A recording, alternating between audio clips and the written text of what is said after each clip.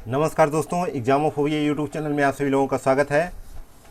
जैसा कि आप सभी लोगों को विदित है कि हम लोग यूपीएससी पीटी को मद्देनजर रखते हुए विभिन्न संस्थानों के टेस्ट पेपर सॉल्व करवा रहे हैं अपने यूट्यूब चैनल के माध्यम से। तो इसी कड़ी में आज हम लोग जो है फॉरम आईएएस के सेकेंड नंबर के टेस्ट पेपर पर चर्चा करेंगे, जिसके तहत जो है हम लोग 50 क्वेश्चन सॉल्व करने वाले हैं। साथ ही इसके एक्सप्लेनेशन को भी हम लोग सॉल्व करेंगे। बेसिकली हम लोग इंडियन पॉलिटी का पहला सेक्शन सॉल्व कर चुके हैं। आज जो है हम लोग दूसरा सेक्शन सॉल्व कर रहे हैं। तो चलिए शुरू करते हैं टेस्ट पेपर नंबर दूसरा।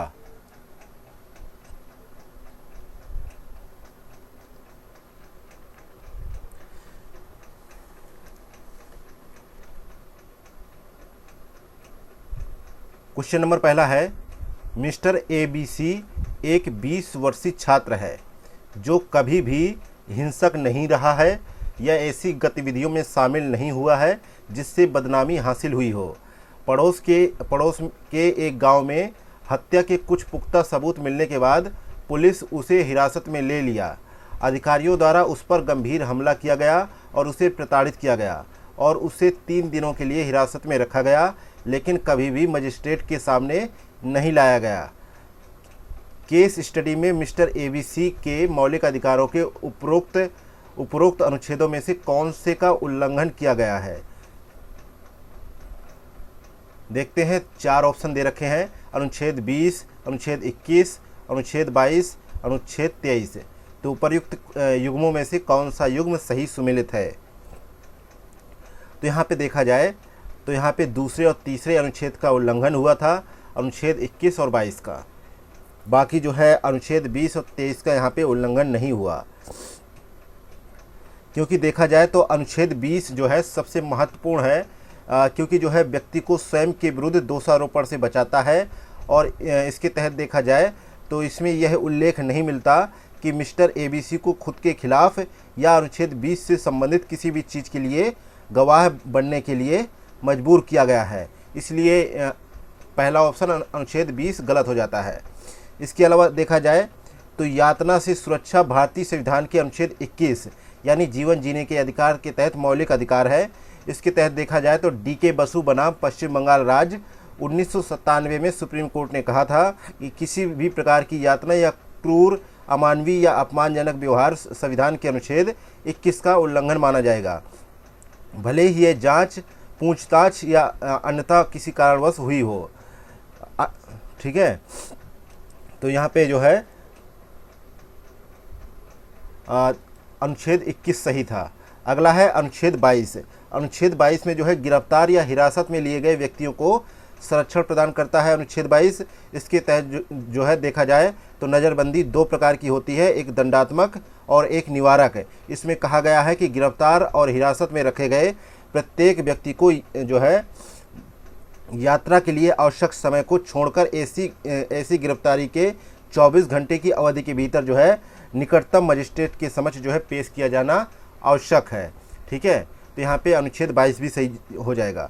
इसके अलावा जो है अनुच्छेद 23 में देखा जाए तो यह जो है मानव तस्करी से संबंधित है और यहाँ पे ऐसा कोई भी जिक्र नहीं हुआ है। ठीक है, तो इसलिए यहाँ पे अनुच्छेद 23 गलत हो जाएगा। आगे बढ़ते हैं, देखते हैं क्वेश्चन नंबर दूसरा। रिट के निम्नलिखित युग्मों और उनके जारी होने की स्थिति पर विचार कीजिए। पहला रिट है बंदी प्रत्यक्षीकरण, और यहाँ पे इसके सामने देखा जाए तो अवैध हिरासत के मामले में किसी व्यक्ति की स्वतंत्रता को लागू करने के लिए इसको जारी किया जाता है, ऐसा सामने लिखा है। तो ये जो है सही है। अगला है निषेध रिट दे रखा है। ठीक है, निषेध रिट। ठीक है, इसको जो है परमादेश कहा जाता है और इसके सामने लिखा है कि जब कोई सरकारी अधिकारी अपना कर्तव्य निभाने में विफल हो या उसने अपना कर्तव्य करने से इनकार कर दिया हो, ये तब जारी किया जाता है। तो ये युग्म जो है गलत है, क्योंकि इसमें देखा जाए तो यह रिट तब जारी की जाती है जब अदालत को पता चलता है कि कोई विशेष पदाधिकारी अपना विधिक कर्तव्य नहीं निभा रहा और इस तरह किसी व्यक्ति के अधिकार का उल्लंघन कर रहा है। इस रिट का जो है शाब्दिक अर्थ है कि हम आदेश देते हैं। इस रिट का उपयोग न्यायालय द्वारा उस सरकारी अधिकारी को आदेश देने के लिए किया जाता है जो अपना कर्तव्य निभाने में विफल रहता है और अपना कर्तव्य निभाने से इनकार कर देता है। ठीक है।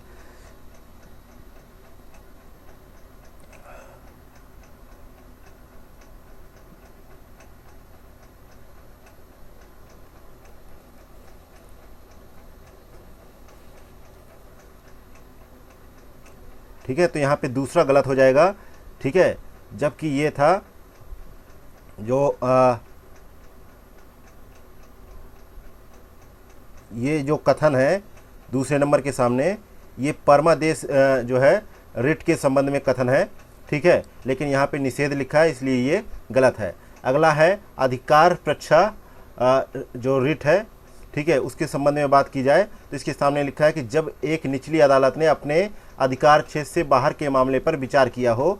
ठीक है, तो यहाँ पे देखा जाए तो अधिकार प्रच्छा के संबंध में यदि न्यायालय को पता चलता है कि कोई व्यक्ति पद धारण कर रहा है लेकिन उस पद पर रहने का अधिकार नहीं है, तो यह अधिकार जो है अधिकार प्रच्छा रिट जारी किया जाता है इस दौरान, और उस व्यक्ति को जो है कार्यालय के धारक के रूप में कार्य करने से प्रतिबंधित कर दिया जाता है। तो यहाँ पे जो है तीसरा स्टेटमेंट भी गलत हो जाता है। ठीक है, अगला देखा जाए उत्प्रेषण, तो यहाँ पे लिखा है यह जो है वैधानिक रूप से किसी सार्वजनिक पद पर आसीन व्यक्ति के विरुद्ध जारी किया जाता है। तो ये भी गलत हो जाता है, क्योंकि उत्प्रेषण रिट जो है तब जारी किया जाता है जब जो है अदालत, निचली अदालत या किसी अन्य प्राधिकारी को उसके समक्ष जो है लंबित मामले को उच्च प्राधिकरण या अदालत में स्थानांतरित करने का आदेश देती है। ठीक है, तो यहाँ पे ये भी गलत हो जाता है। तो इस प्रकार यहाँ पे पूछा गया है आपसे कि उपर्युक्त युग्मों में से कौन सा युग्म सही सुमेलित है। तो यहाँ पे देखा जाए तो केवल एक सुमेलित है, इसलिए बी ऑप्शन करेक्ट आंसर हो जाएगा। नेक्स्ट है क्वेश्चन नंबर 3, राष्ट्रीय मानवाधिकार आयोग के संबंध में निम्नलिखित कथनों पर विचार करें। पहला कथन है यह एक गैर सांविधिक निकाय है। दूसरा कथन है इसका अध्यक्ष किसी उच्च न्यायालय का पूर्व मुख्य न्यायाधीश होना चाहिए। तीसरा कथन है कि इसके पास मानवाधिकारों के उल्लंघन के लिए दोषी ठहराए गए व्यक्ति या संस्था के खिलाफ मुकदमा चलाने की शक्ति नहीं है। तो उपर्युक्त निम्नलिखित में से कौन से कथन यहाँ पे सही है। तो यहाँ पे तीसरे में देखा जाए तो यहाँ पे देखा जाए पहला कथन यहाँ पे गलत है, क्योंकि जो है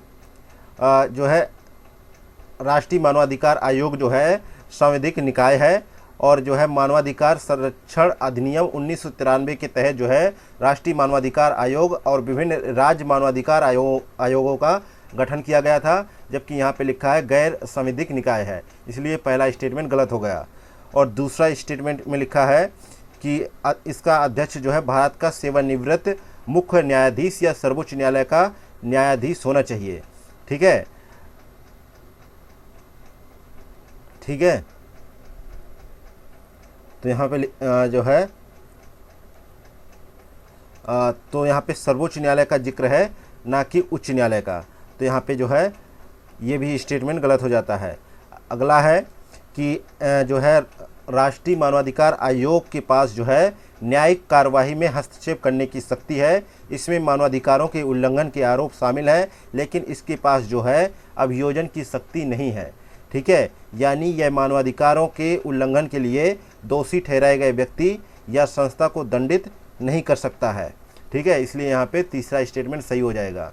तो सी ऑप्शन करेक्ट आंसर होगा। नेक्स्ट क्वेश्चन नंबर 4, राजनीति निदेशक सिद्धांतों के संदर्भ में निम्नलिखित में से कौन सा कथन सही है। पहला कथन है वे उन लक्ष्यों और उद्देश्यों को दर्शाते हैं जिन्हें समाज को अपनाना चाहिए। दूसरा कथन है वे कुछ अधिकारों को अंतर्निहित करते हैं जिनका जो है व्यक्तियों द्वारा आनंद लिया जा सकता है। तीसरा कथन है वे प्रकृति में न्यायोचित हैं। चौथा कथन है वे उन नीतियों का उल्लेख करते हैं जिन्हें सरकार को अपनाना चाहिए। तो नीचे दिए गए कूट का प्रयोग कर सही उत्तर का चयन करें। तो यहाँ पे हम लोग चौथे में ये देखते हैं कि जो है सही जवाब कौन सा है। पहला है, दूसरा है और चौथा है। तो यहाँ पे डी ऑप्शन करेक्ट आंसर हो जाएगा। ठीक है, जबकि जो है यहाँ पे तीसरा ऑप्शन जो है गलत हो जाएगा, क्योंकि जो है यहाँ पे देखा जाए तो जो है यहाँ पे डीपीएसपी जो है न्यायालयों में प्रवर्तनीय नहीं है, लेकिन साथ ही भारत के संविधान का भाग चौथा, डीपीएसपीज को राज्य के एक कर्तव्य के रूप में परिभाषित करता है, इसलिए वे प्रकृति में न्याय संगत नहीं है। जबकि ऑप्शन में कह रहा है कि न्याय संगत है, इसलिए यहाँ पे तीसरा स्टेटमेंट गलत हो जाता है। आगे बढ़ते देखते हैं क्वेश्चन नंबर 5वां। निम्नलिखित में से किस स्थिति में भारत के राष्ट्रपति विवेकाधीन शक्तियों का प्रयोग कर सकते हैं? पहला कथन है संसद द्वारा पारित विधेयकों के संबंध में राष्ट्रपति की वीटो शक्तियाँ। दूसरा है संसद में किसी दल को स्पष्ट बहुमत न होने की स्थिति में प्रधानमंत्री की नियुक्ति। तीसरा कथन है राज्य में राष्ट्रपति शासन लागू करना। चौथा है केंद्र सरकार के मामलों के संबंध में प्रधानमंत्री से जानकारी प्राप्त करना। तो नीचे दिए गए कूट का प्रयोग कर सही उत्तर का चयन करें। तो यहाँ पे देखा जाए तो यहाँ पे पहला स्टेटमेंट और दूसरा स्टेटमेंट यहाँ पे सही हो जाएगा, जबकि तीसरा और चौथा स्टेटमेंट यहाँ पे जो है क्या होगा, गलत हो जाएगा। क्योंकि जो है यहाँ पे देखा जाए तीसरा स्टेटमेंट इसलिए गलत हो जाएगा क्योंकि भारत के संविधान का अनुच्छेद 356 जो है भारत के राष्ट्रपति को केंद्रीय मंत्रिपरिषद की सलाह पर राज्य पर इस नियम को लागू करने की शक्ति देता है। ठीक है, और राष्ट्रपति शासन राज्य सरकार के निलंबन और केंद्र के प्रत्यक्ष शासन को लागू करने को संदर्भित करता है। केंद्र सरकार संबंधित राज्य का जो है प्रत्यक्ष नियंत्रण ले लेती है, यानी प्रत्यक्ष नियंत्रण ले लेती है, और राज्यपाल इसका जो है संवैधानिक प्रमुख बन जाता है। और इसके तहत जो है विधानसभा को या तो भंग कर दिया जाता है या सत्रावसान कर दिया जाता है। ऐसी स्थिति में चुनाव आयोग को 6 महीने के भीतर राज्य में फिर से चुनाव करवाना पड़ता है। इस प्रकार कहा जा सकता है कि राष्ट्रपति की विवेकाधीन शक्ति नहीं है। तो यहाँ पे जो है तीसरा स्टेटमेंट यहाँ पे गलत हो जाता है। ठीक है, राज्य में राष्ट्रपति शासन लागू करना भारत के राष्ट्रपति की जो है विवेकाधीन शक्ति के तहत नहीं आता है। चौथा स्टेटमेंट है कि केंद्र सरकार के मामलों के संबंध में प्रधानमंत्री से जानकारी प्राप्त करना। प्रधानमंत्री से जानकारी मांगना राष्ट्रपति की विवेकाधीन शक्ति नहीं है।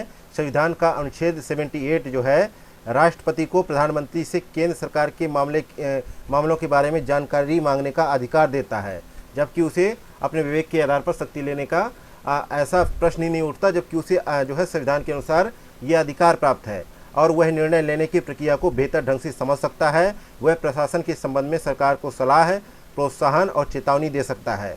इस शक्ति के आधार पर वह जल्दबाजी में कानून बनाने पर रोक भी लगा सकता है। इसलिए यहाँ पे पहला दूसरा सही था, तो सी ऑप्शन करेक्ट आंसर हो जाएगा। अगला देखते हैं क्वेश्चन नंबर 5वां। और 5वां हो गया। छठा नंबर क्वेश्चन देखते हैं। छठा नंबर क्वेश्चन है कि अखिल भारतीय सेवाओं के संबंध में निम्नलिखित कथनों पर विचार करें। पहला कथन है कि संविधान का अनुच्छेद 312 संसद को नई अखिल भारतीय सेवाएं सृजित करने का अधिकार देता है यदि लोकसभा इस आशय का प्रस्ताव पारित करती है तब। दूसरा कथन है कि अखिल भारतीय सेवाओं के अधिकारियों के खिलाफ कोई भी जो है अनुशासनात्मक कार्यवाही केंद्र और राज्य सरकार दोनों द्वारा की जा सकती है। तीसरा कथन है कि अखिल भारतीय सेवाओं के सदस्य जो है राष्ट्रपति के प्रसाद पर्यंत पद धारण करते हैं। तो उपर्युक्त में से कौन सा कथन यहाँ पे सही है, ये पूछा गया है।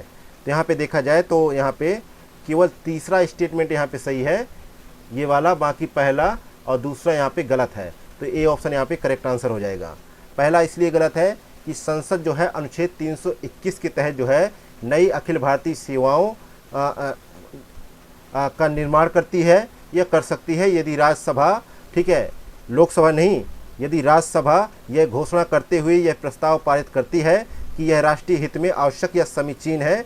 ऐसा करने के लिए राज्यसभा में इस तरीके के प्रस्ताव को उपस्थित और मतदान करने वाले सदस्यों के 2/3 सदस्यों का समर्थन होना आवश्यक है। और सिफारिश की यह शक्ति भारतीय संघीय व्यवस्था में राज्यों के हितों की रक्षा के लिए राज्यसभा को दी जा सकती है, लेकिन ये शक्ति जो है लोकसभा को प्राप्त है।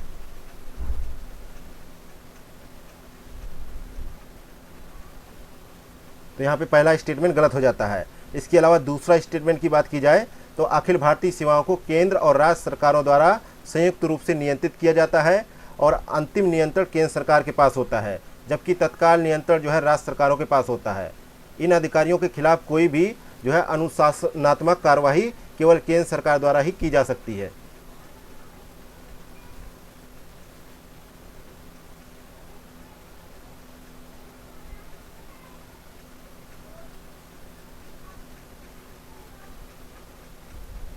नेक्स्ट क्वेश्चन नंबर 7वां। राज्यसभा के संबंध में निम्नलिखित कथनों पर विचार करें। पहला कथन है राज्यसभा के सदस्यों के चुनाव में राज्य विधानसभाओं और राज्य विधान परिषदों दोनों के निर्वाचित सदस्य भाग लेते हैं। दूसरा कथन है राज्यसभा सदन में सदस्यों की नियुक्ति में जो है सम्मिलित प्रतिनिधित्व के पैटर्न का अनुसरण करती है। तीसरा कथन है राष्ट्रपति साहित्य, विज्ञान, कला और समाज सेवा के क्षेत्र में अपनी पहचान बनाने वाले लोगों में से 12 सदस्यों को राज्यसभा के लिए नामित कर सकता है। तो उपर्युक्त कथनों में से कौन सा कथन सही है? 7वें में देखा जाए तो पहला गलत है, दूसरा गलत है, तीसरा ऑप्शन यहाँ पे सही है। ठीक है, तो राज्यसभा चुनाव में जो है सम्मिलित प्रतिनिधित्व की प्रणाली का पालन नहीं किया जाता। ठीक है, तो यहाँ पे देखा जाए पहला स्टेटमेंट भी यहाँ पे गलत है, क्योंकि राज्यसभा के जो है निवासी जो है राज्य विधानसभा के सदस्यों का चुनाव करते हैं और राज्य विधानसभा के निर्वाचित सदस्य जो है बदले में राज्यसभा के सदस्यों का चुनाव करते हैं। ठीक है, तो आगे बढ़ते हैं, देखते हैं क्वेश्चन नंबर, यहाँ पे तो डी ऑप्शन सही हो गया, डी ऑप्शन सही है। नेक्स्ट है क्वेश्चन नंबर 8वां। भारतीय संविधान में मौलिक अधिकारों के संबंध में निम्नलिखित कथनों पर विचार कीजिए। पहला कथन है कि विधिक अधिकार और मौलिक अधिकार दोनों देश के संविधान द्वारा जो है संरक्षित और गारंटीकृत है। दूसरा है मौलिक अधिकारों का उल्लंघन करने पर न्यायपालिका द्वारा कार्यकारी और साथ ही विधायी कार्यों को अवैध घोषित किया जा सकता है। ठीक है, और तीसरा कथन है कि मौलिक अधिकार केवल भारतीय संविधान में संशोधन करके ही बदला जा सकता है। तो उपर्युक्त कथनों में से कौन सा कथन यहाँ पे सही है? तो 8वें में देखते हैं, तो 8वें में बी ऑप्शन यहाँ पे सही है, दूसरा और तीसरा यहाँ पे सही है, जबकि पहला यहाँ पे गलत है, क्योंकि मौलिक अधिकार हमें उपलब्ध अन्य अधिकारों से भिन्न होता है और मौलिक अधिकारों का उल्लेख भारतीय संविधान के भाग 3 में हमें मिलता है, जबकि समान कानूनी अधिकारों को जो है समान कानून द्वारा संरक्षित किया जाता है और मौलिक अधिकारों को देश के संविधान द्वारा संरक्षित और गारंटीकृत किया जाता है।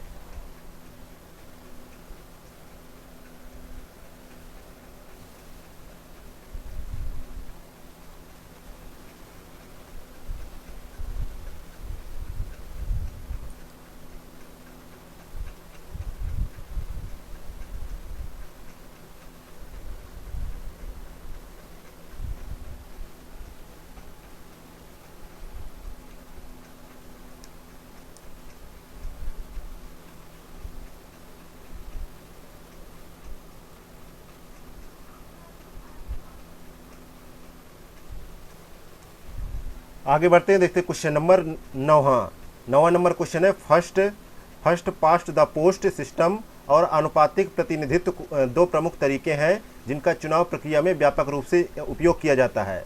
इस संदर्भ में निम्नलिखित कथनों पर विचार करें।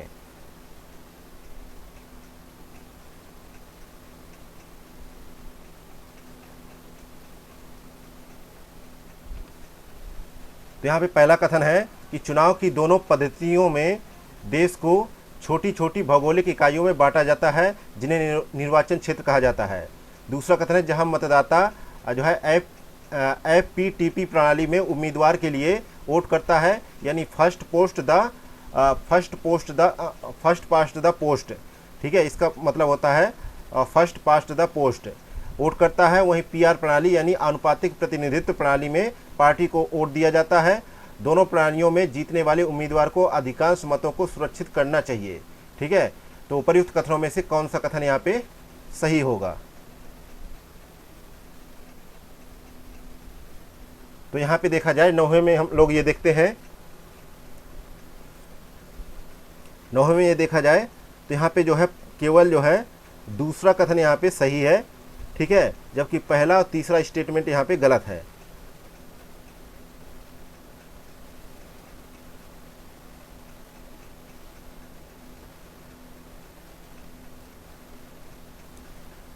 तीसरा स्टेटमेंट यहाँ पे गलत है, क्योंकि जो है पहला इसलिए गलत है कि फर्स्ट पास्ट द पोस्ट प्रणाली में देश की जो है छोटी भौगोलिक इकाइयों में विभाजित किया जाता है इसे, और जिन्हें निर्वाचन क्षेत्र या जिले कहा जाता है। जबकि आनुपातिक प्रतिनिधित्व प्रणाली के मामले में बड़े भौगोलिक क्षेत्र जो है क्षेत्र सीमांकित निर्वाचन क्षेत्र होते हैं अथवा पूरा देश एक निर्वाचन क्षेत्र हो सकता है। ठीक है, इसके अलावा तीसरा इसलिए गलत है कि चुनाव जीतने वाले उम्मीदवार को जो है FPTP प्रणाली में बहुमत जो है 50% प्लस 1 वोट नहीं मिल सकता, जबकि PR प्रणाली के मामले में चुनाव जीतने वाले उम्मीदवार को बहुमत मिलता है। ठीक है, इसलिए यहाँ पे देखा जाए तो केवल जो है दूसरा स्टेटमेंट सही है, इसलिए ए ऑप्शन करेक्ट हो जाएगा। नेक्स्ट है क्वेश्चन नंबर 10वां। निजता के अधिकार को जीवन और व्यक्तिगत स्वतंत्रता के अधिकार के आंतरिक भाग के रूप में संरक्षित किया गया है। भारत के संविधान में निम्नलिखित में से कौन सा उपरोक्त कथन को सही और उचित रूप से लागू जो है करता है? तो कौन सा कथन जो है सही रूप से लागू करता है? तो यहाँ पे देखा जाए सी ऑप्शन सही है। अनुच्छेद 21 और भाग 3 में गारंटीकृत स्वतंत्रता जो है इस कथन की जो है सत्यता की पुष्टि करता है। ठीक है, क्योंकि जो है देखा जाए एक जो केस है न्यायमूर्ति के.एस. पुट्टास्वामी और अन्य बनाम भारत संघ 2017 में सर्वोच्च न्यायालय ने कहा कि निजता का अधिकार संविधान के अनुच्छेद 21 में गारंटीकृत जीवन के अधिकार और व्यक्तिगत स्वतंत्रता का एक अभिन्न अंग है। और सुप्रीम कोर्ट की जो है 9 न्यायाधीशों की पीठ ने घोषणा की कि निजता का अधिकार भारत के संविधान के भाग 3 के तहत संरक्षित एक मौलिक अधिकार है। ठीक है, इसलिए यहाँ पे सी ऑप्शन करेक्ट आंसर है। नेक्स्ट है क्वेश्चन नंबर 11वां नंबर क्वेश्चन है कि चुनावी प्रक्रिया में मतदान की बहुलता प्रणाली के संबंध में निम्नलिखित में से कौन सा विकल्प सही है? ठीक है, तो यहाँ पे देखा जाए तो यहाँ पे पहला ऑप्शन यहाँ पे सही है कि इस प्रणाली में अन्य सभी उम्मीदवारों की तुलना में अधिक वोट प्राप्त करने वाले उम्मीदवार को निर्वाचित घोषित किया जाता है। ठीक है, जबकि दूसरा यहाँ पे गलत है, तीसरा गलत है, चौथा गलत है। क्योंकि जो है भारतीय संविधान राष्ट्रपति उपराष्ट्रपति के चुनाव के लिए, राज्यसभा और विधान परिषदों के चुनाव के लिए पीआर प्रणाली यानी बहुलता प्रणाली ठीक है जो है निर्धारित करता है। ठीक है, तो यहाँ पे बहुलता प्रणाली नहीं निर्धारित करता है, तो यहाँ पे इसलिए ये जो है गलत था। और इस प्रणाली में पूरे देश को एक निर्वाचन क्षेत्र के रूप में माना जाता है, इसके तहत नहीं माना जाता है जो है। तो यहाँ पे देखा जाए तो बहुलता प्रणाली में देश को छोटी भौगोलिक इकाइयों में बांटा गया है जिन्हें निर्वाचन क्षेत्र या जिले कहा जाता है। ठीक है, ना कि जो है पूरा देश का निर्वाचन क्षेत्र माना जाता है, इसलिए यह भी गलत है। नेक्स्ट है क्वेश्चन नंबर 12वां। माना जाता है कि भारतीय संविधान ने कुछ एकात्मक सुविधाओं के साथ एक संघीय प्रणाली बनाई है। इस संदर्भ में निम्नलिखित में से कौन सा कथन भारतीय संविधान की एकात्मक विशेषताओं पर प्रकाश डालता है? पहला है संसद और राज्य विधानमंडल द्वारा अधिनियमित कानूनों को भारत के संविधान की पुष्टि करने की आवश्यकता है। दूसरा है राज्य की क्षेत्रीय अखंडता का निर्धारण संसद द्वारा किया जाता है। तीसरा है संसद आपातकाल के दौरान राज्यों के अधिकार क्षेत्र में आने वाले विषयों पर कानून बनाने की शक्ति ग्रहण कर सकती है। तो नीचे दिए गए कोड का प्रयोग कर सही उत्तर का चयन करें। ठीक है, तो यहाँ पे देखा जाए 12वें में देखा जाए तो यहाँ पे पहला स्टेटमेंट यहाँ पे गलत है। ठीक है, क्योंकि संविधान जो है देश का सर्वोच्च कानून है। ठीक है, और केंद्र और राज्यों द्वारा बनाए गए कानूनों को इसके प्रावधानों की पुष्टि करनी चाहिए, अन्यथा उन्हें न्यायिक समीक्षा की शक्ति के माध्यम से सर्वोच्च न्यायालय या उच्च न्यायालयों द्वारा अमान्य घोषित किया जा सकता है। ठीक है, इस प्रकार दोनों स्तरों पर सरकार के अंग जो होते हैं, जिनमें से विधायी, कार्यकारी और न्यायिक जो अंग होते हैं, उनको संविधान द्वारा निर्धारित अधिकार क्षेत्र के भीतर काम करना चाहिए। ठीक है, तो यहाँ पे जो है पहला स्टेटमेंट गलत हो जाता है, दूसरा तीसरा सही हो जाता है। तो यहाँ पे बी ऑप्शन करेक्ट आंसर होगा। नेक्स्ट है क्वेश्चन नंबर 13वां। भारत के चुनाव आयोग के संबंध में निम्नलिखित कथनों पर विचार कीजिए। पहला कथन है कि चुनाव आयोग राजनीतिक दलों को मान्यता प्रदान करता है और उन्हें चुनाव चिन्ह आवंटित करता है। ठीक है, दूसरा कथन है मुख्य चुनाव आयुक्त जो है मुख्य चुनाव आयुक्त के पास उनके और अन्य 2 चुनाव आयुक्तों के बीच मतभेद की स्थिति में वीटो शक्ति है। ठीक है, तीसरा स्टेटमेंट है कि स्थानीय निकाय चुनावों के संचालन के लिए चुनाव आयोग द्वारा राज्य चुनाव आयुक्त की नियुक्ति की जाती है। तो उपर्युक्त कथनों में से कौन सा कथन यहाँ पे सही है? तो यहाँ पे 13 में देखा जाए तो यहाँ पे केवल पहला स्टेटमेंट यहाँ पे सही है। ठीक है, बाकी दूसरा और तीसरा सही है, गलत है।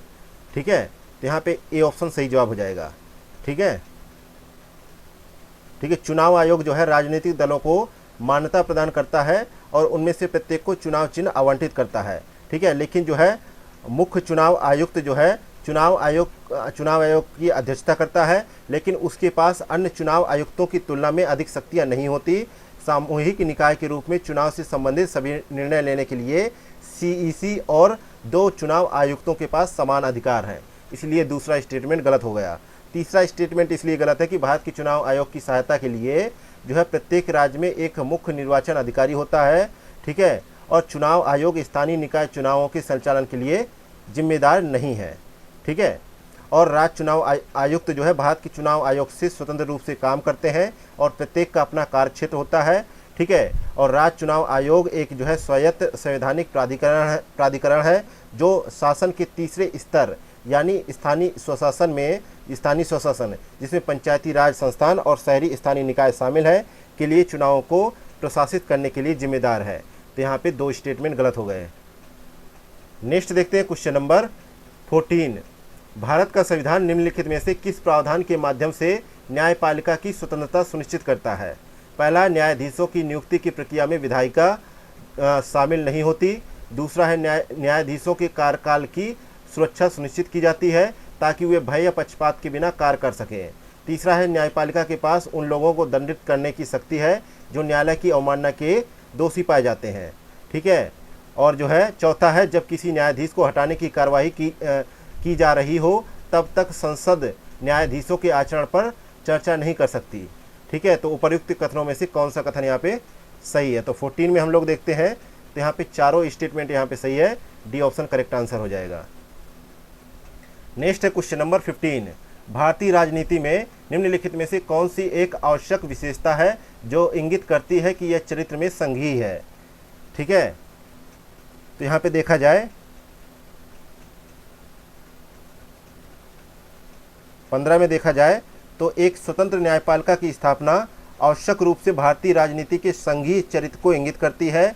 और इसके अलावा केंद्र और राज्यों के बीच या राज्यों के बीच विवादों के निपटान के लिए संविधान सर्वोच्च न्यायालय की अध्यक्षता में एक जो है स्वतंत्र न्यायपालिका की स्थापना करती है। ठीक है। ताकि यह केंद्र और राज्यों दोनों के अलग अलग अधिकार क्षेत्र और अधिकारों को बनाए रखने में मदद करे। तो यहाँ पे जो है ए ऑप्शन करेक्ट आंसर हो जाएगा। नेक्स्ट है क्वेश्चन नंबर 16 है। 16 नंबर क्वेश्चन है भारत की संविधान सभा के संदर्भ में निम्नलिखित कथनों पर विचार करें। पहला कथन है संविधान सभा की स्थापना कैबिनेट मिशन योजना के आधार पर की गई। दूसरा कथन है कि संविधान सभा के सदस्य जो है प्रांतीय विधानसभाओं से सीधे निर्वाचित हुए थे। तीसरा कथन है संविधान सभा के सदस्यों का चुनाव करने के लिए फर्स्ट पास्ट द पोस्ट प्रणाली का उपयोग किया गया था। चौथा कथन है संविधान सभा में रियासतों के प्रतिनिधि शामिल थे। तो उपर्युक्त कथनों में से कौन सा कथन यहाँ पे सही है? तो 16 में देखा जाए पहला कथन सही है, चौथा कथन सही है, जबकि जो है दूसरा तीसरा गलत है। दूसरा इसलिए गलत है कि संविधान सभा के सदस्य जो है अप्रत्यक्ष रूप से प्रांतीय विधानसभाओं से चुने गए थे। ठीक है। और जो है तीसरा इसलिए गलत है क्योंकि प्रांतीय विधानसभा के सदस्य जो थे वे प्रत्येक समुदाय के सदस्यों ने एकल संक्रमणी वोट के साथ अनुपातिक प्रतिनिधित्व की विधि द्वारा अपने स्वयं के प्रतिनिधियों का चुनाव किया था। इसलिए यहाँ पे तीसरा स्टेटमेंट भी गलत है। तो यहाँ पे पहला और चौथा सही जवाब हो जाएगा, सी ऑप्शन। नेक्स्ट है क्वेश्चन नंबर 17। भारतीय संविधान के अनुसार जो है अभिव्यक्ति की स्वतंत्रता पर निम्नलिखित में से कौन से प्रतिबंध उचित माने जाते हैं? पहला लोक व्यवस्था, दूसरा मानहानि, तीसरा राज्य की सुरक्षा, चौथा है ईश निंदा, पांचवा है सरकार की आलोचना। तो नीचे दिए गए विकल्पों में से कौन सा ऑप्शन सही है? तो यहाँ पे पहला ऑप्शन सही है, पहला दूसरा तीसरा। ईश निंदा और सरकार की आलोचना यहाँ पे गलत है। नेक्स्ट है क्वेश्चन नंबर 18 है। भारत के सर्वोच्च न्यायालय के सलाहकार क्षेत्राधिकार के संदर्भ में निम्नलिखित कथनों पर विचार करें।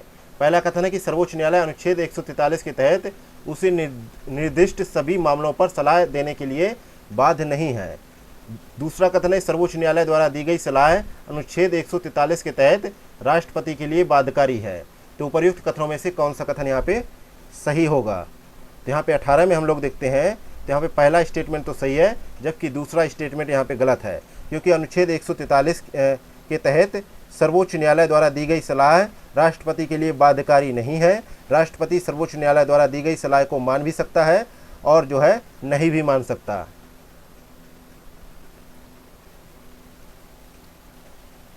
नेक्स्ट है क्वेश्चन नंबर 19 नंबर क्वेश्चन है विभिन्न देशों के संविधान से लिए गए प्रावधानों के संदर्भ में निम्नलिखित युग्मों पर विचार कीजिए।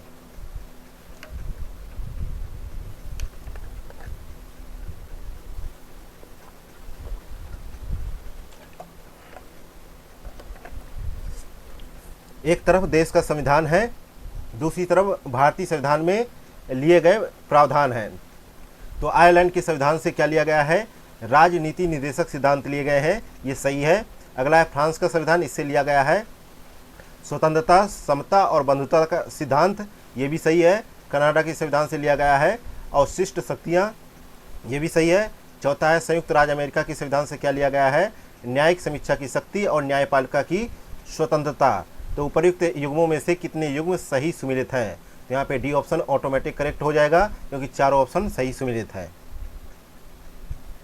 अगला देखते हैं क्वेश्चन नंबर 20। अंतर्राष्ट्रीय संधियों को लागू करने के लिए संसद पूरे भारत या भारत के किसी भी हिस्से के लिए कोई भी कानून बना सकती है। तो यहाँ पे सही जवाब है डी ऑप्शन, किसी भी राज्य की सहमति के बिना बना सकती है। यहाँ पे डी ऑप्शन करेक्ट आंसर है।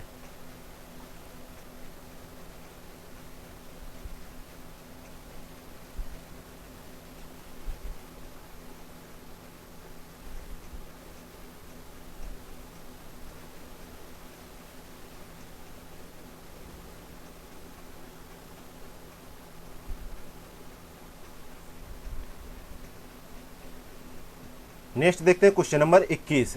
21 नंबर क्वेश्चन है कि भारतीय संविधान की 7वीं अनुसूची 3 सूचियों अर्थात संघ सूची, समवर्ती सूची और राज्य सूची प्रदान करती है। इस संदर्भ में निम्नलिखित युग्मों पर विचार करें। एक तरफ सूची है, दूसरी तरफ विषय है।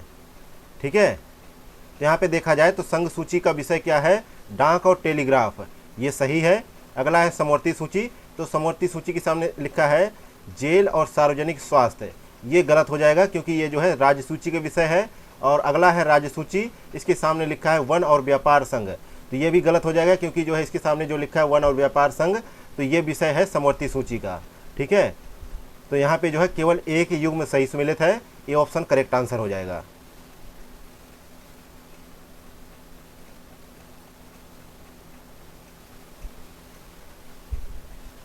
आगे बढ़ते हैं, देखते हैं क्वेश्चन नंबर 22। 22 नंबर क्वेश्चन है कि सरकार की संसदीय और अध्यक्षीय प्रणाली के संदर्भ में निम्नलिखित कथनों पर विचार करें।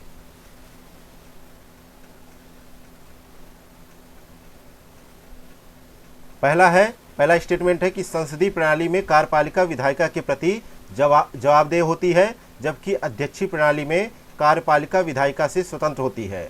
दूसरा स्टेटमेंट है कि संसदीय प्रणाली में राज्य के प्रमुख और सरकार के प्रमुख अलग अलग व्यक्ति होते हैं, जबकि अध्यक्षीय प्रणाली में यह दोनों भूमिकाएं एक ही व्यक्ति में निहित होती हैं।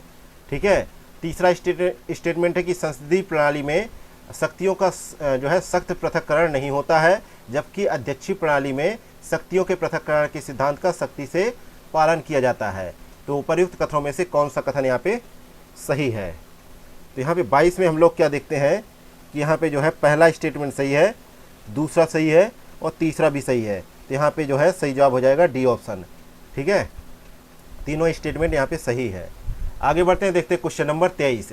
राष्ट्रपति शासन के संदर्भ में निम्नलिखित कथनों पर विचार करें। पहला स्टेटमेंट है कि केंद्र द्वारा दिए गए निर्देशों का पालन करने में विफल रहने पर किसी राज्य में राष्ट्रपति शासन लगाया जा सकता है।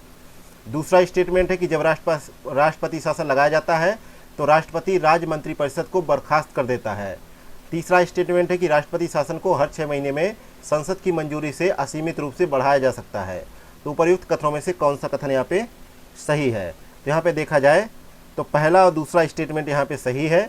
ठीक है, जबकि तीसरा स्टेटमेंट यहाँ पे गलत हो जाएगा क्योंकि राष्ट्रपति शासन को संसद की स्वीकृति से अनंत काल तक नहीं बढ़ाया जा सकता। ठीक है, संविधान के अनुच्छेद 356(3) के अनुसार राष्ट्रपति शासन लगाने की उद्घोषणा को संसद की स्वीकृति से ही 2 महीने से आगे बढ़ाया जा सकता है, जबकि संविधान के अनुच्छेद 356(4) के अनुसार अधिकतम अवधि जिसके लिए राष्ट्रपति शासन को बढ़ाया जा सकता है वह है 3 वर्ष। ठीक है, आगे बढ़ते हैं, देखते हैं क्वेश्चन नंबर 24। निम्नलिखित युग्मों पर विचार करें। एक तरफ संशोधन का विषय है, दूसरा है संशोधन का तरीका। तो धर्म की स्वतंत्रता का अधिकार दे रखा है एक तरफ, तो इसके सामने है संसद में दोनों सदनों में अलग अलग विशेष बहुमत से, ठीक है, बहुमत से पारित किया जाना। ठीक है, अगला है संघ सूची में परिवर्तन। ठीक है, इसके सामने संसद में विशेष बहुमत के साथ कम से कम आधे राज्यों की सहमति होना, ये भी सही है, ये भी सही है। अगला है राज्य की सीमाओं में परिवर्तन। तो इसके तहत भी देखा जाए तो अनुच्छेद 3 के अनुसार राज्य की सीमाओं में कोई भी परिवर्तन संसद की साधारण बहुमत से किया जा सकता है, ये भी सही है। ठीक है, जहाँ तक धर्म की स्वतंत्रता का अधिकार का बात रहा, तो ये जो है एक मौलिक अधिकार के रूप में निहित है। इसमें किसी भी संशोधन के लिए अनुच्छेद 368 के अनुसार संसद के दोनों सदनों के विशेष बहुमत की आवश्यकता होगी। तो इसलिए पहला सही था, और दूसरे में देखा जाए तो दूसरा भी सही था, तीसरा भी सही था। इसलिए सी ऑप्शन यहाँ पे करेक्ट आंसर हो जाएगा। ये तीनों सही सुमेलित हैं। अगला है क्वेश्चन नंबर 25 है, भारत में न्यायिक समीक्षा का तात्पर्य क्या है? तो यहाँ पे सही जवाब है, ठीक है, यहाँ पे सही जवाब है विधायी कृत्यों और कार्यकारी आदेशों की जो है संवैधानिकता पर फैसला सुनाने की न्यायपालिका की शक्ति ही न्यायिक समीक्षा होती है। इसके तहत जो है तीन आयामों को प्रस्तुत किया गया है। पहला है प्रशासनिक कार्यवाही में निष्पक्षता सुनिश्चित करना, और दूसरा है नागरिकों के संवैधानिक रूप से गारंटीकृत मौलिक अधिकारों की रक्षा करना, और तीसरा है केंद्र और राज्यों के बीच जो है विधायी कृत्यों पर शासन करना। ठीक है, अगला है क्वेश्चन नंबर 26, निम्नलिखित में से कौन जो है एम श्रीनिवास द्वारा दी गई संस्कृतिकरण की अवधारणा को सबसे अच्छी तरीके से परिभाषित करता है?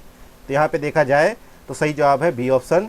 ठीक है, वह प्रक्रिया जिसके द्वारा एक निम्न जाति या जनजाति उच्च जाति के रीति रिवाजों, कर्मकांडों, विश्वासों, विचारधारा और जीवन शैली को अपना लेती है।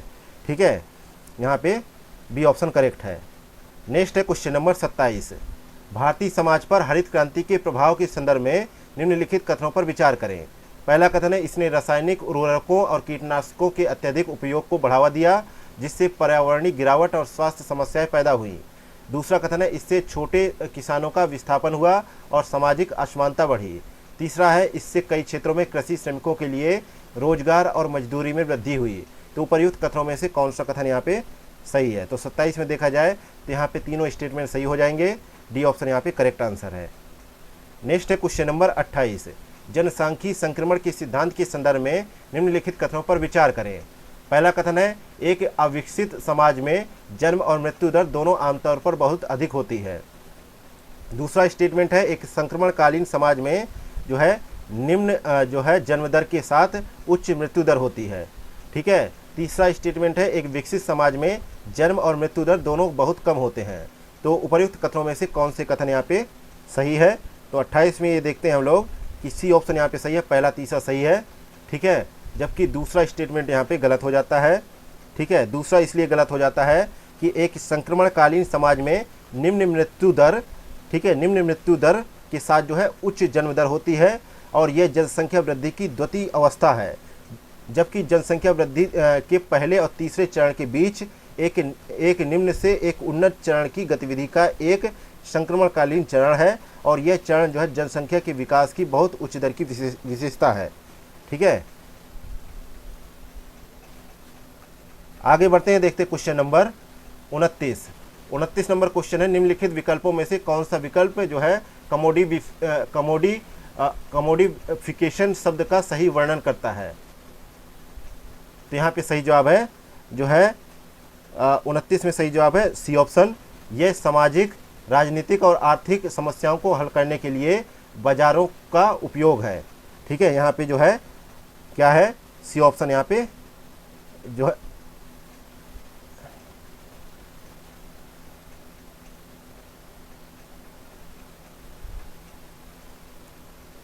माफ़ कीजिएगा, यहाँ पे सी ऑप्शन सही नहीं होगा, यहाँ पे सही ऑप्शन होगा बी ऑप्शन। यह तब होता है, ठीक है, कमोडिफिकेशन तब होता है जब जो है जो चीज़ें पहले बाज़ार में कारोबार नहीं करती थी वो कमोडिटी बन जाती हैं। ठीक है, तो यहाँ पे जो है बी ऑप्शन करेक्ट आंसर है, क्योंकि दुनिया भर में पूंजीवाद के विकास का अर्थ यह होता है कि बाज़ारों का उन स्थानों और जीवन के क्षेत्रों में विस्तार जो पहले इस प्रणाली से अछूते थे। इसलिए कहा जा सकता है कि कमोडीकरण तब होता है जब चीज़ें जो पहले बाज़ार में कारोबार नहीं करती थी कमोडिटी बन जाती हैं। उदाहरण के लिए हम लोग मान लेते हैं श्रम या कौशल ऐसी चीज़ें बन जाती हैं जिन्हें खरीदा और बेचा जा सकता है। ठीक है, मार्क्स और पूंजीवाद के अन्य आलोचकों के अनुसार माना जाए तो वस्तुकरण की प्रक्रिया के नकारात्मक जो है सामाजिक प्रभाव भी होते हैं।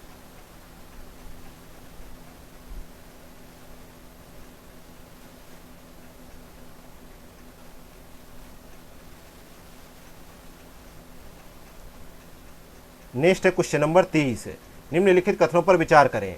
पहला कथन है, न्यायिक जांच अधिनियम 1968 के अनुसार भारत के सर्वोच्च न्यायालय के किसी न्यायाधीश पर महाभियोग लगाने का प्रस्ताव लोकसभा के अध्यक्ष द्वारा खारिज नहीं किया जा सकता। ठीक है। दूसरा है, भारत का संविधान भारत के सर्वोच्च न्यायालय के न्यायाधीशों की अक्षमता और सिद्ध कदाचार को परिभाषित करता है और इसका विवरण देता है। ठीक है। तीसरा स्टेटमेंट है कि भारत के सर्वोच्च न्यायालय के न्यायाधीशों के महाभियोग की प्रक्रिया जो है न्यायाधीश जांच अधिनियम 1968 में दी गई है। चौथा कथन है, यदि किसी न्यायाधीश के महाभियोग के प्रस्ताव को मतदान के लिए लिया जाता है तो कानून के लिए प्रस्ताव को संसद के प्रत्येक सदन द्वारा जो है समर्थित और उस सदन की कुल सदस्यता के बहुमत से और उस सदन के उपस्थित और मतदान करने वाले कुल सदस्यों के कम से कम 2/3 द्वारा समर्थित करने की आवश्यकता होती है। ठीक है। तो यहाँ पे जो है पूछा गया है कि उपर्युक्त कथनों में से कौन सा कथन यहाँ पे सही है। तो यहाँ पे 30 में हम लोग ये देखते हैं कि यहाँ पे सी ऑप्शन यहाँ पे सही है, तीसरा और चौथा यहाँ पे सही है, जबकि जो है पहला और तीसरा यहाँ पे, पहला और दूसरा यहाँ पे गलत है। पहला और दूसरा यहाँ पे गलत है। ठीक है। तीसरा और चौथा यहाँ पे सही है। पहला इसलिए गलत है, ठीक है, पहला क्यों गलत है ये समझ लेते हैं।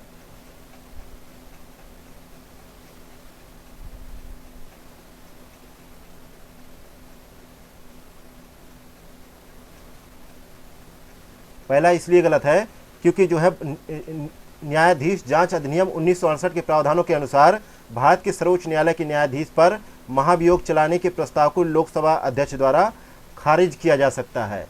ठीक है। जबकि इसमें नहीं का ऑप्शन है, इसलिए गलत है।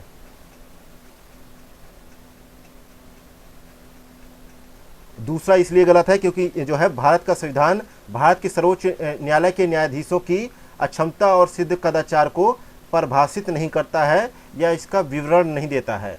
ठीक है। तो यहाँ पे दूसरा इसलिए गलत है। आगे बढ़ते देखते क्वेश्चन नंबर 31। भारत में निम्नलिखित में से किसके चुनाव में आनुपातिक प्रतिनिधित्व प्रणाली का पालन किया जाता है। पहला ऑप्शन है राष्ट्रपति।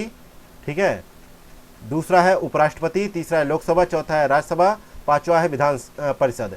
तो यहाँ पे देखा जाए तो नीचे दिए गए कूट का प्रयोग कर सही उत्तर का चयन करें। तो यहाँ पे देखा जाए सी ऑप्शन करेक्ट हो जाएगा। यहाँ पे जो है सिर्फ गलत है लोकसभा, जिसमें इस पद्धति का प्रयोग जो है नहीं किया जाता।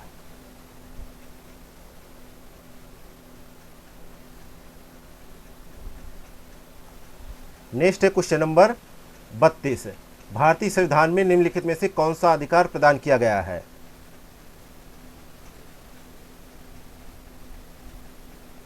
पहला है, किसी व्यक्ति को एक ही अपराध के लिए एक से अधिक बार दंडित नहीं किया जाएगा। दूसरा है, कोई भी कानून किसी भी कार्रवाई को बैकडेट से अवैध घोषित नहीं करेगा। ठीक है। और तीसरा है, किसी भी व्यक्ति को अपने विरुद्ध साक्ष्य देने के लिए नहीं कहा जाएगा। तो नीचे दिए गए कूट का प्रयोग कर सही उत्तर का चयन करें। तो यहाँ पे देखा जाए 32 में जो है देखा जाए तो सभी तीनों ऑप्शन सही है। डी ऑप्शन यहाँ पे करेक्ट आंसर है। नेक्स्ट है क्वेश्चन नंबर 33। भारतीय संविधान में मौलिक कर्तव्यों के संबंध में निम्नलिखित कथनों पर विचार करें। पहला कथन है कि मौलिक कर्तव्यों से युक्त अनुच्छेद 51A को संविधान में 44वें संशोधन अधिनियम 1978 द्वारा सम्मिलित किया गया था। जबकि दूसरा कथन है, व्यक्तिगत और सामूहिक गतिविधि के सभी क्षेत्रों में उत्कृष्टता की दिशा में प्रयास करना संविधान में उल्लिखित मौलिक कर्तव्यों में से एक है। जबकि तीसरा स्टेटमेंट है कि भारतीय संविधान में न्यायालयों द्वारा मौलिक कर्तव्यों के प्रत्यक्ष प्रवर्तन का प्रावधान नहीं है। तो उपर्युक्त कथनों में से कौन सा कथन यहाँ पे सही है। तो 33 में देखा जाए तो बी ऑप्शन सही है, दूसरा और तीसरा। जबकि पहला यहाँ पे गलत है क्योंकि यह जो है मौलिक कर्तव्यों से युक्त अनुच्छेद 51A को संविधान में 42वें संविधान के संशोधन द्वारा जो है सम्मिलित किया गया था, ना कि 44वें द्वारा। ठीक है। इसलिए पहला स्टेटमेंट गलत है। नेक्स्ट है क्वेश्चन नंबर 34। लोकसभा और राज्यसभा की शक्तियों के संबंध में निम्नलिखित कथनों पर विचार करें। पहला कथन है कि धन विधेयक केवल लोकसभा में पेश किया जा सकता है, राज्यसभा में नहीं। दूसरा कथन है कि लोकसभा और राज्यसभा दोनों बजट पर चर्चा कर सकते हैं और अनुदान मांगों पर मतदान कर सकते हैं। तीसरा स्टेटमेंट है कि राष्ट्रीय आपातकाल को समाप्त करने का प्रस्ताव केवल लोकसभा द्वारा पारित किया जा सकता है, राज्यसभा द्वारा नहीं। तो उपर्युक्त कथनों में से कौन सा कथन यहाँ पे सही है। तो यहाँ पे जो है पहला सही है, तीसरा सही है, जबकि दूसरा स्टेटमेंट यहाँ पे गलत है। दूसरा क्यों गलत है इसके बारे में देख लेते हैं।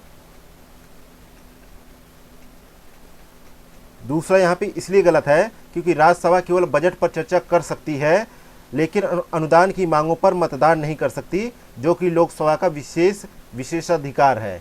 ठीक है, तो इसलिए यहाँ पे ये गलत है।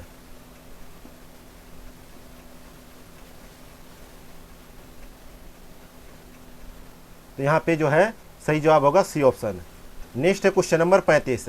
हमने ब्रिटिश मॉडल के आधार पर जो है संसदीय लोकतंत्र को अपनाया, लेकिन हमारा मॉडल ब्रिटिश मॉडल से कैसे अलग है? तो पहला है कि विधान के संबंध में ब्रिटिश संसद सर्वोच्च या संप्रभु है, लेकिन भारत में संसद की कानून बनाने की शक्ति सीमित है।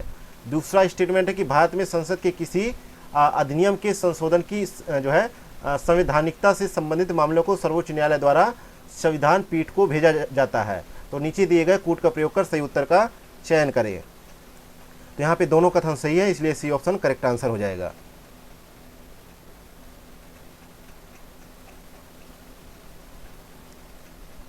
नेक्स्ट है क्वेश्चन नंबर 36। निम्नलिखित में से कौन सा कथन संविधान के कार्यों को सटीक रूप से दर्शाता है? पहला है समाज के सदस्यों के बीच न्यूनतम समन्वय के लिए बुनियादी नियम प्रदान करना। दूसरा है व्यक्ति की स्वतंत्रता पर सीमाएं लगाना। तीसरा है सरकार के विभिन्न अंगों की शक्ति और भूमिका को निर्दिष्ट करना। ठीक है, और चौथा स्टेटमेंट देख लेते हैं। तो चौथा स्टेटमेंट है कि सरकार को एक समाज की आकांक्षाओं को पूरा करने और एक न्यायपूर्ण समाज के लिए जो है परिस्थितियों का निर्माण करने में सक्षम बनाना। तो नीचे दिए गए कूट का प्रयोग कर सही उत्तर का चयन करें। तो यहाँ पे जो है पहला, तीसरा और चौथा सही है। ठीक है, जबकि दूसरा स्टेटमेंट यहाँ पे गलत हो जाता है। दूसरा जो है गलत हो जाता है, क्योंकि दूसरा इसलिए गलत हो जाता है कि जब एक संविधान व्यक्तिगत स्वतंत्रता पर सीमाएं लगा सकता है, यह इसका प्राथमिक कार्य नहीं है। ठीक है, तो यानी किसी जो है व्यक्ति की स्वतंत्रता पर सीमाएं नहीं लगाई जा सकती, इसलिए दूसरा स्टेटमेंट गलत है। पहला, तीसरा और चौथा सही है। अगला है क्वेश्चन नंबर 37। उन्होंने कहा हमें अपने राजनीतिक लोकतंत्र को भी सामाजिक लोकतंत्र बनाना चाहिए। राजनीतिक लोकतंत्र तब तक नहीं टिक सकता जब तक इसके आधार पर सामाजिक लोकतंत्र ना हो। ठीक है, सामाजिक लोकतंत्र का अर्थ क्या है? ठीक है, इसका मतलब जीवन का एक तरीका है जो स्वतंत्रता, समानता और बंधुत्व को जीवन के सिद्धांतों के रूप में मान्यता देता है। तो उपर्युक्त परिच्छेद किसके द्वारा दिए गए भाषण का एक अंश है? तो यहाँ पे सही जवाब है। ठीक है, संविधान सभा में जो है संविधान सभा में डॉक्टर BR अम्बेडकर द्वारा प्रस्तुत किया गया वक्तव्य है। सी ऑप्शन यहाँ पे करेक्ट आंसर है।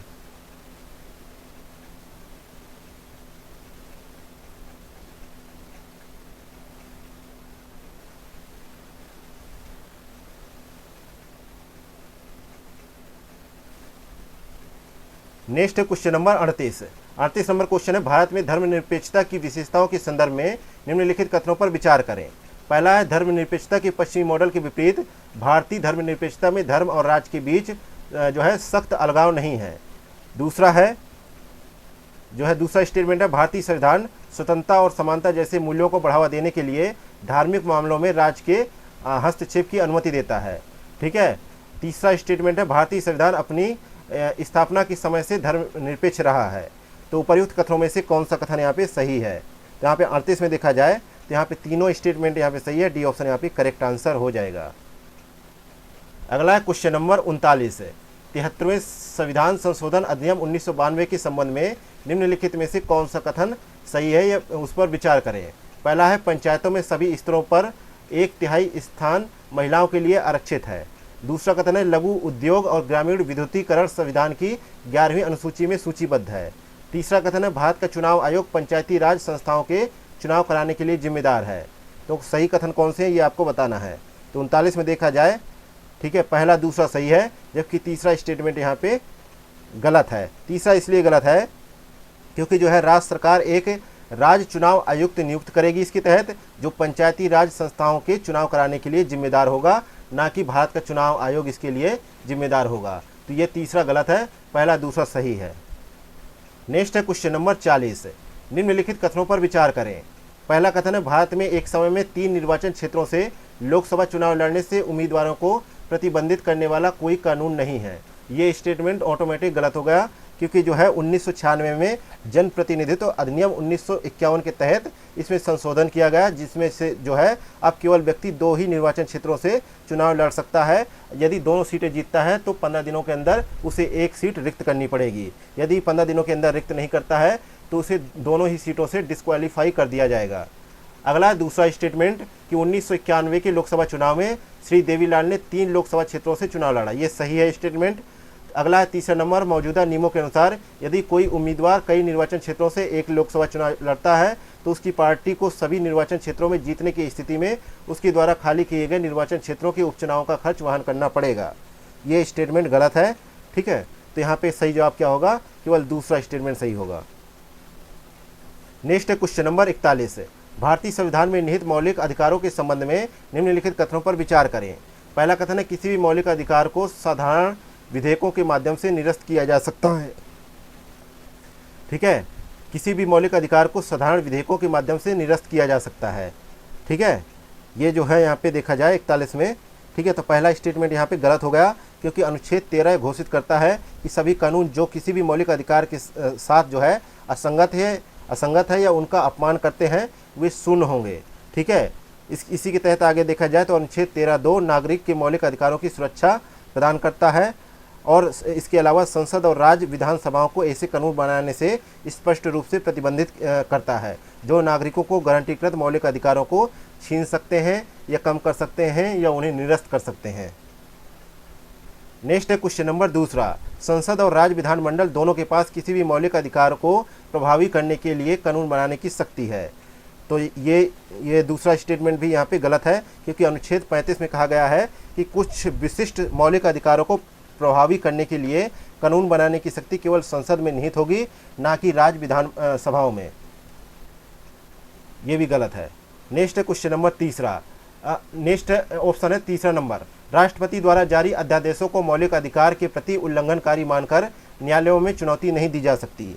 ये भी गलत है, ठीक है, क्योंकि जो है अनुच्छेद 13 घोषित करता है कि सभी कानून जो किसी भी मौलिक अधिकार के साथ असंगत है या उनका अपमान करते हैं वे शून्य होंगे। राष्ट्रपति या राज्य के राज्यपालों द्वारा जारी किए गए अध्यादेशों जैसे कि अस्थायी कानूनों को मौलिक अधिकार के उल्लंघन के रूप में अदालतों में चुनौती दी जा सकती है, इसलिए उन्हें शून्य घोषित किया जा सकता है। तो यहाँ पे क्वेश्चन में पूछा गया कौन से गलत है, तो तीनों स्टेटमेंट गलत है, डी ऑप्शन करेक्ट है। अगला है क्वेश्चन नंबर 42, भारत के संविधान में शोषण के खिलाफ अधिकार द्वारा निम्नलिखित में से कौन परिकल्पना की गई है, कौन सी परिकल्पना की गई है। तो पहला है मानव तस्करी और बालात श्रम का निषेध, दूसरा है अस्पृश्यता का उन्मूलन, तीसरा है अल्पसंख्यकों के हितों का संरक्षण, चौथा है कारखानों और खानों में बच्चों के रोजगार का निषेध। तो यहाँ पे शोषण के खिलाफ जो है पहला और चौथा है, तो नीचे दिए गए कोड का उपयोग करते हुए जो है सही उत्तर का चयन करें। तो यहाँ पे जो है पहला और चौथा सी ऑप्शन यहाँ पे करेक्ट आंसर हो जाएगा। 42 में सी ऑप्शन करेक्ट आंसर हो जाएगा, ठीक है। इसको जो है अनुच्छेद 23 में उल्लिखित किया गया है, इसको अनुच्छेद 24 में। नेक्स्ट है क्वेश्चन नंबर 43, भारत में दूरसंचार, बीमा, बिजली आदि जैसे क्षेत्रों में जो है स्वतंत्र नियामकों में से कौन सा समीक्षा करता है। पहला संसद द्वारा स्थापित तदर्थ समिति, दूसरा संसदीय विभाग संबंधित स्थायी समिति, तीसरा वित्त आयोग, चौथा जो है वित्तीय क्षेत्र जो है विधायी सुधार आयोग, पांचवा है नीति आयोग। तो नीचे दिए गए कोड का उपयोग करते हुए सही ऑप्शन का चयन करें। तो यहाँ पे 43 का सही जवाब है ए ऑप्शन, पहला और दूसरा। नेक्स्ट है क्वेश्चन नंबर 44, भारत में परिसीमन आयोग के संदर्भ में निम्नलिखित कथनों पर विचार करें। पहला कथन है कि आयोग के आदेशों को किसी भी अदालत के समक्ष चुनौती नहीं दी जा सकती, ठीक है। दूसरा है आयोग के आदेशों में संशोधन केवल लोकसभा द्वारा किए जा सकते हैं और राज्य विधानसभाओं द्वारा नहीं किए जा सकते। तो उपर्युक्त में से कौन से कथन यहाँ पे सही है। तो 44 में देखा जाए तो यहाँ पे पहला सही है, ठीक है, जबकि दूसरा यहाँ पे गलत है, क्योंकि जो है देखा जाए तो आदेशों की प्रतियां लोकसभा और संबंधित राज्यसभा के पटल पर रखी जाती हैं, लेकिन उनके द्वारा कोई भी संशोधन स्वीकार नहीं होता है, ठीक है, परिसीमन आयोग के संदर्भ में। नेक्स्ट है क्वेश्चन नंबर, तो यहाँ पे पहला ऑप्शन सही था, ठीक है। नेक्स्ट है क्वेश्चन नंबर 45, निम्नलिखित में से कौन सा कथन एक भारतीय नागरिक के मौलिक कर्तव्यों के बारे में सही है। पहला है इन कर्तव्यों को लागू करने के लिए एक विधायी प्रक्रिया प्रदान की गई है। दूसरा है वे कानून कर्तव्यों के लिए सहबद्ध है। तो नीचे दिए गए कोड का उपयोग करते हुए सही उत्तर का चयन करें। तो यहाँ पे देखा जाए 45 में तो जो है तो किसी भी मौलिक कर्तव्यों के प्रत्यक्ष जो है प्रवर्तन के लिए संविधान में कोई प्रावधान नहीं है, ठीक है, ना ही उनके उल्लंघन को रोकने के लिए किसी भी मंजूरी के लिए कोई प्रावधान है। और अनुच्छेद 51 के तहत सभी मौलिक कर्तव्य जो है गैर न्याय संगत है और ये किसी भी रूप में जो है आपस में संबंधित नहीं है। तो यहाँ पे पहला दूसरा दोनों गलत है, तो यहाँ पे डी ऑप्शन करेक्ट आंसर है। नेक्स्ट है क्वेश्चन नंबर 46। निम्नलिखित कथनों में से वह चुने जो सरकार के मंत्रिमंडलीय स्वरूप में अंतर्निहित सिद्धांत को बाहर लाता है।